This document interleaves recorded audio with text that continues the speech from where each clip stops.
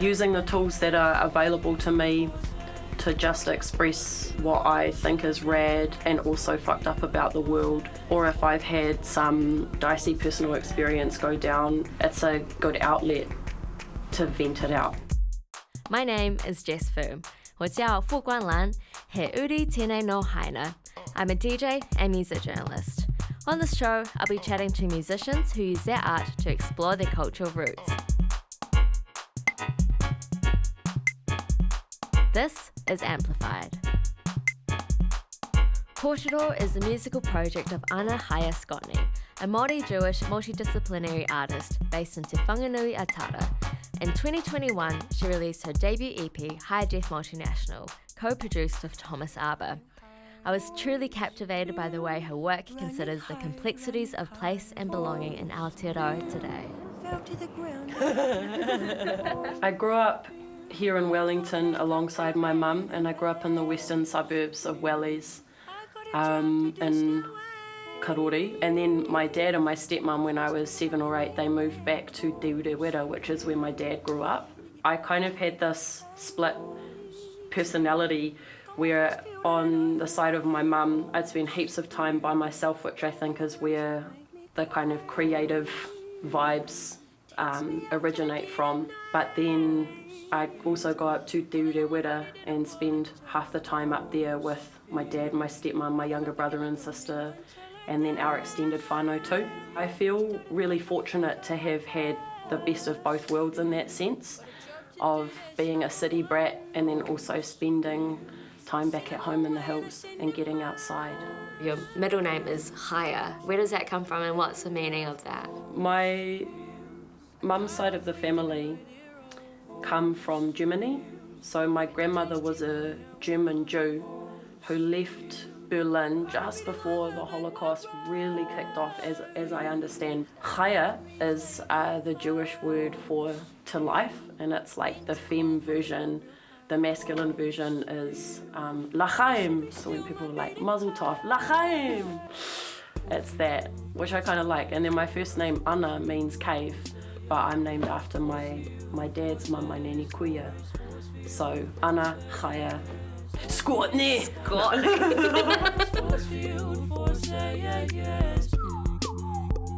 Kōtiro was my dad's nickname for me. Yeah, he passed away when I was 19. And I just think that there's like a cheekiness in the syllables in that word, kōtiro, and it just feels like the right energy or tone to be earnest and also have an irreverence at the same time.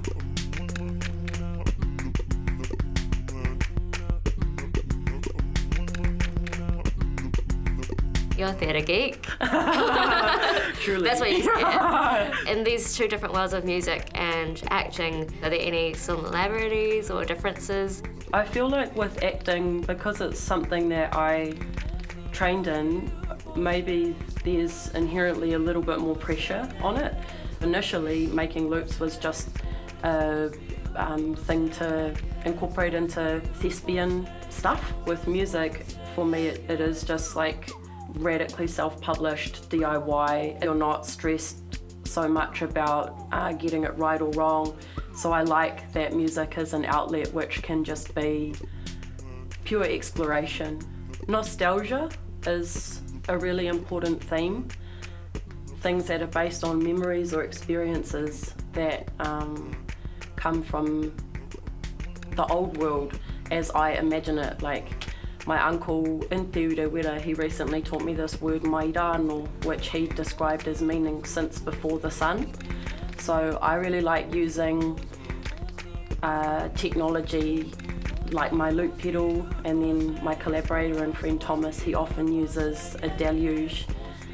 For example, figuring out how we can use contemporary technology to bring forward sounds that are inspired by the ngahere, by Tioreore, by the experience of being in places that like really put our smallness, our youth as a species in perspective. Like some of the trees at home are like 800-900 years old, you know. Tēnā koutou e te whānau, it's Kōtiro, and I'm here with my collaborator and the other half of the Kōtiro project, Thomas Lambert, aka Thomas Arbour.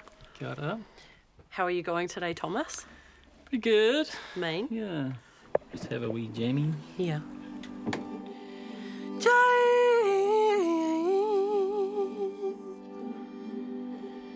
Time will fold if you seize it. Mountains speak if you listen. I reckon it was around 2018. And and then I asked you to come on board with High Def Multinational. The sound person's freaking out right now, eh? Yeah. Yeah, how did you... We kind of had to play around with that theatre show, and that formed the basis of the first EP, kind of, or we played around with some ideas. And then, we sort of just started jamming together, and then like 2 years later we had an EP.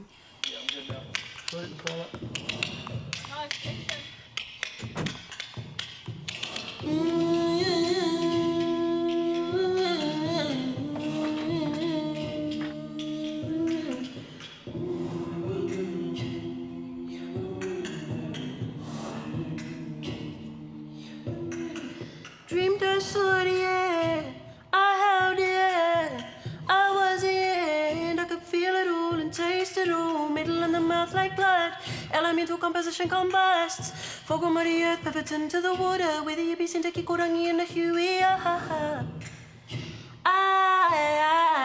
is a dream good, is a dream bad, babe, I don't know, oh, I don't know. When I think of a man, I see a great bird, solitary in flight. All the little birds.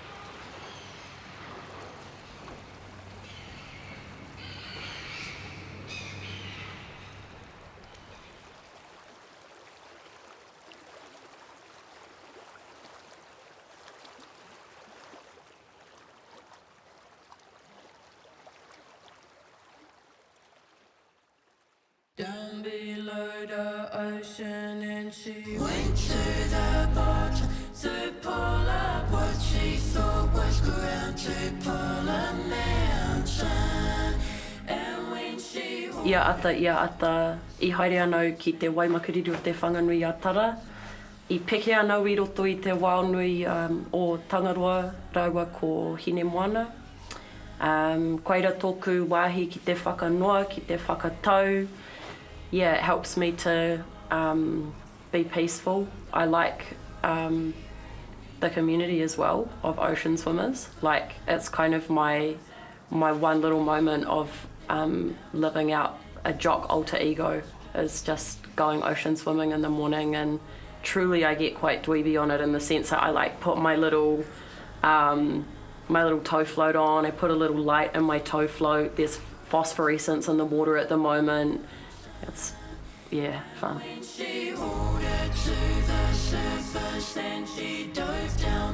Identity is a theme that comes through in all my mahi, and it might come back to that point of origin going between, like being from Te Whanganui a Tara, being from Tioreore, and then having that extended connection to a Jewish whakapapa and being of that diaspora, but not knowing heaps about that lineage.